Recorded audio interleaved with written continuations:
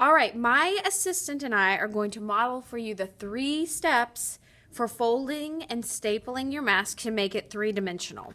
We'll start with a mask that looks like the most like the human face, okay? So step 1 is you're going to identify the parts that will be stapled together. So it's this little V at the top here, this V at the bottom here, and then these little vertical strips that come down, those are going to be stapled together too. All right, so that's step 1, identify them. Step 2 is you're just going to overlap them. So overlap is when something is slightly over another object.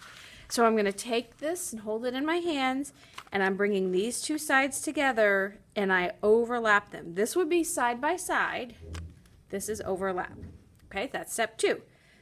The 3rd step is you're going to staple it. It might be easier, thank you, for someone else to staple it for you while you're holding it. And really 1 staple should do it.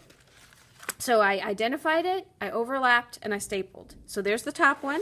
You're going to do the same thing on the bottom one. Thank you, Miss Aiden Lynn. Gracias. And then the last part, well, this is kind of an option. If you like these things or you like it flat like this, you could leave these on here, or you could even cut them off. But these are actually meant to go in the back. You want to staple that again? Whoops. There we go. And now it is rounded and 3-dimensional. Okay, so that's for the mask that's more like a human. Now let's look at the mask that's more like the horse face or the animal face.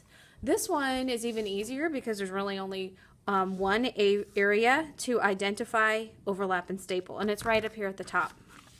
It's a little different though. So you cut 2 slits, so there's 1, 2, 3 sections. You're going to pick it up, kind of curve it together so that the 2 outer sections overlap completely, and the 3rd section goes on top, and then you just staple it. Now with this one, you might need a staple because it's wider, a staple on the sides as well. But you do not need to staple over and over. Thank you. And now, oops, it's rounded and 3-dimensional. All right, now I'm going to show you how to